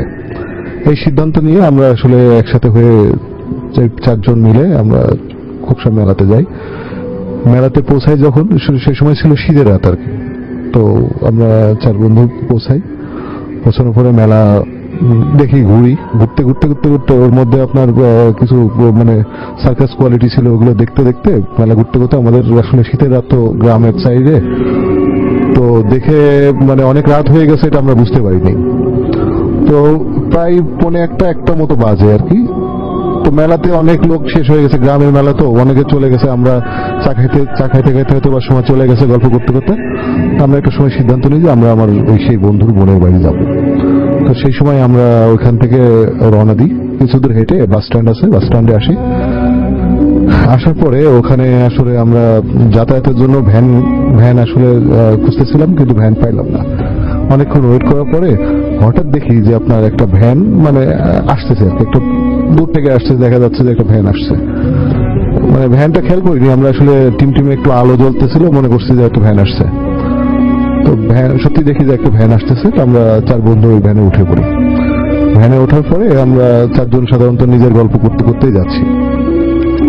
তো আমরা আসলে নিজেদের গল্প করতে কিছু দূর এগোনোর পরে আমরা খেয়াল করিনি প্রথমে, পরে খেয়াল করে দেখি যে আমাদের যে ভ্যানওয়ালা ছিলেন তিনি একটু মানে বয়স্ক এবং কেমন যেন একটা মানে গম্ভীর আর কি। বুঝতেছি না যে আসলে উনি কোনো কথা বা কোনো একটা রেসপন্স কিছু ছিল না। বলছে যাবেন, উনি বলছে হ্যাঁ যাবো। তো সেইভাবে উঠে পড়ছি আর কি। এরপরে আমরা গল্প করতে হঠাৎ করে খেয়াল দেখি যে ওই ভ্যানওয়ালা আঙ্কেল একাই আপনার কথা বলতেছে, কিন্তু কি কথা বলতেছে আমরা প্রথমে বুঝতে পারিনি। পরে খেয়াল করে দেখি যে উনি বিভিন্ন সময় অন্ধকার, শীতের রাত, আর ওই সময় আপনার কুয়াশা পড়তেছে, অন্ধকারে মানে আমাদের আশপাশে আর কিছু দেখা যাচ্ছে না। পরে খেয়াল করে দেখি উনি হচ্ছে আপনার বিভিন্ন গাছের দিকে তাকাচ্ছে আর মানে গাছের দিকে উত্তর দিচ্ছে। এটা আমরা একটু অবাক হই, ব্যাপার কি, হয় মেন্টালি ডিসঅর্ডার আছে এরকম মনে করছি প্রথমে। কিন্তু উনি যেভাবে উত্তর দিচ্ছিলেন সেটা দেখে আমরা একটু অবাক হচ্ছিলাম। উনি বলতেছেন এভাবে, ওয়ালাইকুম সালাম, ভালো আছো, এখানে আসো, হ্যাঁ আচ্ছা আচ্ছা আচ্ছা, এভাবে মানে উত্তরগুলো দিচ্ছিল, বা আচ্ছা তোমরা এখানে আসো, এভাবে কথা বলতে যাচ্ছে। তো আমরা 2-3 বার প্রথমে আসলে কারণটা মানে নিইনি আর কি, মানে আমলে নিইনি। পরে একটা সময় ওই আঙ্কেলকে আমাকে জিজ্ঞেস করতেছে আপনি কার সাথে কথা বলতেছেন, তখন উনি চুপ করে দেয়। চুপ করে দেওয়ার পরে আবার কিছুক্ষণ পরে আবার বলতেছেন, কিন্তু কোনো আমাদের কথা উত্তর দিচ্ছেন না। একটা সময় আমাদের ওখানে একটা রেল স্টেশন আছে, স্টেশনের মানে কাছাকাছি পৌঁছায় যাওয়ার পর ওখান থেকে আমরা যে বোনের বাসায় যাব, ওখান থেকে 2টা পথ আছে, একটা হচ্ছে রেল লাইনের দিয়ে পথ, আর একটা হচ্ছে আপনার মেন রোড দিয়ে যাওয়া যাবে। তো আমরা যখন সিদ্ধান্ত নিয়েছি যে ওদিকে আর ভ্যান যাবে না আর কি, তো পরে আপনার ওখানে নামানোর পরে আমরা সিদ্ধান্ত নিয়েছি যে মেন রোড দিয়ে হেঁটে চলে যাব। তো হঠাৎ করে ওনাকে ভাড়া দিয়ে দেওয়ার পরে উনি বলতেছেন যে তোমরা কোনো কথা না বলে উনি বলতেছে তোমরা রাস্তা দিয়ে না যেয়ে রেল লাইন ধরে চলে যাও। কেন জানি বুঝলাম না উনি কেন কথাটা বললো। পরে আপনার আমরা একে অপরের সাথে ডিসকাস করতেছিলাম যে আসলে রাস্তা দিয়ে যাওয়াটাই ভালো, মেন রেল লাইন দিয়ে না যাওয়াটাই ভালো। এভাবে করতে করতে একটা অ্যাডভেঞ্চার কোয়ালিটি আমরা সবাই রেল লাইন দিয়ে যাওয়া শুরু করি। একটু যেতে না যেতে পেছনে তাকিয়ে দেখি কোনো ভ্যান নেই, কিচ্ছু নেই। মানে আসলে মানে এত অল্প সময়ের মধ্যে ভ্যানালা যে আসলে চলে যাবেন এটা হওয়ার সুযোগ ছিল না, কিন্তু আমরা একটু অবাকই হই। কিন্তু 4-5 জন যখন বন্ধু ছিলাম তখন আসলে ওইটা নিয়ে অত খুব একটা আমলে নিই। এবার আমরা যাত্রা শুরু করি। তো রেল লাইন দিয়ে যেতে যেতে একটু পরে রেল লাইন ছেড়ে আমরা একটা মাঠের দিকে রওনা দিই। মাঠ পার হতে হবে, মাঠ পার হলে তারপরে আমাদের সেই বোনের বাসা। তো বোনের বাসাতে আমরা মাঠের দিকে যখন রওনা দিছি 4 জন যেতে যেতে হঠাৎ করে দেখি আমার এক বন্ধু একটু পিছু টান দিচ্ছে আর কি। পিছু টান দিলে আমরা মানে বুঝতে পারিনি কি ঘটনা। তো ও তখনও বলতেছে তোরা একটু চুপ কর, গল্প করতেছিলাম, চুপ করে হাঁটা শুরু করছি। এরপরে আমরা ফলো করি যে বিষয়টা কি হচ্ছে। মনে হচ্ছে যেন পাশে মানে অনেক শুকনা কলার পাতা যেভাবে থাকে ওর উপর দিয়ে যদি কেউ হেঁটে দৌড়ায় ওইভাবে মনে হচ্ছে যেন মস করে শব্দ হচ্ছে, কিন্তু এটা যে আসলে কিসের শব্দ আমরা বুঝতেছিলাম না। এরপরে আপনার আমার ওই বন্ধু বুঝতে পেরে আমরা যখন সবাই মিলে এই শব্দটা শুনতে পারি তখন ওই বন্ধু ফট করে আমাদের সবার হাতটা ধরে ফেলছে, ধরে বলছে যে একে অপরের সবাই হাত ধরে ফেলো, হাত না ধরলে যদি ভয়ে কেউ দৌড় মারে এই ভয়ে সবাইকে হাত ধরে ফেলছে। এরপরে আমরা আবার 4-5 পা যেই গেছি এবার মনে হচ্ছে যেন অনেকগুলো মানে মানুষের গলার পাতার উপরে যেভাবে মসমস শব্দ হয় ওরকম দৌড়াচ্ছে, মনে হচ্ছে আমাদের পেছন কেউ মসমস করে দৌড়াচ্ছে। তো এই অবস্থা দেখে আমার ওই বন্ধু স্মোক করার সুযোগ মানে স্মোক করতো, ও স্মোক ধরাই ফেলছে। ধরানোর পরে আমাদের আসলে তখন সেরকম সবার ছিল না, তারপরেও স্মোক হাতে করে আমরা মানে 4 জনের হাত ধরে দৌড়ানো শুরু করছি। দৌড়ানো দৌড়াতে লাস্টে আপনার ওই মাঠ দুইটা, একটা ছোট্ট একটা বড়, এই দুইটা মাঠের মাঝে আবার আপনার একটু মানে নদী মানে ক্যানালের মতো করা আছে, ওর উপর ছোট্ট একটা ব্রিজ আছে। শীত হওয়াতে আসলে পানি ছিল না, তো আমরা আসলে ব্রিজ দিয়ে না যেয়ে আমরা নিচ দিয়ে হাত দৌড়ানো শুরু করছি। এরপরে আমরা কিছু যেতে এবার ছোট মাঠের দিকে চলে আসছি। ছোট মাঠের দিকে যখন আসছি তখন আমরা একটু হাঁপানোর পর মনে হচ্ছে আর কোনো শব্দ আমরা পাচ্ছি না। এরপরে কিছু যাইতে দেখি যে ছোট মাঠটা পার হওয়ার পরে ছোট মাঠের ঠিক ডান পাশে একটা ছোট্ট একটা মানে মাঠের মতোই, কিন্তু ওইবারে ছোট্ট একটা মানে ধান ক্ষেতের মতো, কিন্তু ওখান থেকে মনে হচ্ছে যেন আপনার মানে অনেকগুলো আলো জ্বল করতেছে, অনেকগুলো। তো আমরা আসলে যেভাবে দিক নির্দেশনা নিয়ে মানে বনের বাসার দিকে যাচ্ছি মনে হচ্ছে আমরা পথ ভুলে গেছি, মানে আমাদের ভয়ে আসলে পথটা আমরা ভুলে গেছি। এবার আমরা ওই আলো দেখে আমাদের আসলে ওইদিকে মানে যাওয়ার প্রতি একটা আলাদা মানে হঠাৎ করে অটোমেটিকলি ভয়ও করতেছে কিন্তু টানও করতেছে, আলোটা কিসের, কেউ আছে কিনা। যখন আমরা যাই তখন যে দেখি যে ওখানে যে কোনো আলো পাইনি, কিন্তু আমরা সবাই কিন্তু একসাথে দেখছি যে ওখানে অনেকগুলো আলো জ্বল করতেছে। এরপরে আমরা 4 জন ওখানে দিক বেদিক হয়ে আমরা আসলে মানে খুঁজে পাচ্ছি না যে কি করব, কোনোভাবে পথ পাচ্ছি না যে আমরা কোথায় যাব। এই করতে করতে হঠাৎ করে আমরা ওই ঠিক যে রাস্তাটা আমরা আবিষ্কার করতেছিলাম প্রায় 15 থেকে 20 মিনিট এভাবে ঘুরতে মানে আমাদের আসলে সবার মানে কান্না চলে আসছে যে আমরা পথ খুঁজে পাচ্ছি না, এমন একটা অবস্থা। মানে পরে একটা সময় আপনার ওই রাস্তাটা যখন পাই তখন রাস্তা দিয়ে যখন যাওয়া শুরু করি, এরপরে আপনার হচ্ছে ওই কলা বাগানে আমাদের ওই বনের বাসাটা 2টা রাস্তা দিয়ে যাওয়া যায়, কলা বাগানের মধ্যে দিয়ে এবং আপনার হচ্ছে রাস্তা দিয়ে যাওয়া যায়।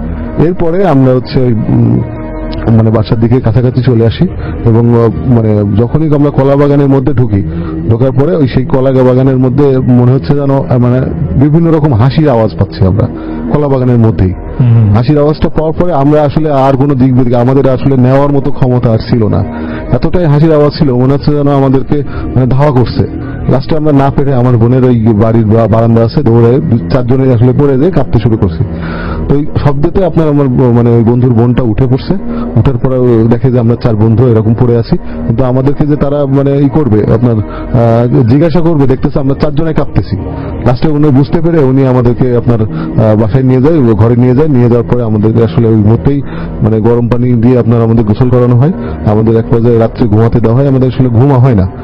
না হওয়ার পরে সকালবেলা ওঠার পরে আমাদের বোন জিজ্ঞাসা করতেছে যে কি হয়েছে, তখন বিস্তারিত বলার পরে উনি একটু মানে ধমকে সুরে বলল যে তোমরা যে পথ দিয়ে আসছো এই পথ দিয়ে কখনো কেউ আসে, তোমরা জানো এই পথে কি হয়েছে? আমরা তখনও জানি না, ওই বয়সে আসলে অতটা জানার ছিল না। বলতেছে তোমরা যে কলা বাগান মানে যে বড় মাঠটা দিয়ে আসছো, সত্যি তার ডান পাশে একটা কলা বাগান ছিল। ওই কলা বাগানে 1 সপ্তাহ আগে 4 জন লোককে জবাই করা হয়েছে। এই 4 জন লোককে জবাই করার পর থেকে ওইখানে ওই রাস্তাতে যে কয়েকজন আসছে তারা সবাই ভয় পেয়েছে। আর তোমরা যখন ওই ব্রিজটা পার হয়েছো, 2টা মাঠের মাঝখানে যে ব্রিজটা, তোমাদের কপাল ভালো, তোমরা হচ্ছে ওই ব্রিজের উপর দিয়ে হয়তো আসোনি, তোমরা নিচ দিয়ে হয়তো মানে ভুল করে হোক আর ভয়ে হোক তোমরা নিচ দিয়ে আসছো। উপর দিয়ে আসলে গতকালকে রাত্রে ওইখানে চরমপন্থীদের একজনের মাথা পাওয়া গেছে। তো তখন বললো যে তোমরা মানে বয়সের কারণে তোমরা যে কোনো রাস্তাতে চলে আসো, মেইন রোড দিয়ে না আসে তোমরা এইভাবে আসছো, তোমাদের এটা ক্ষতি হয় নাই, এই আর কি, এই ঘটনা ছিল আর কি। Alright, so it's a different case. আরো একটা অদ্ভুত ঘটনা শুনলাম, কেউ বিলিভ করছে কেউ বিলিভ করছে না। আমি দেখছিলাম লাইভের কমেন্ট গুলো, তবে 2-1 জন মানুষ যারা যা লিখছেন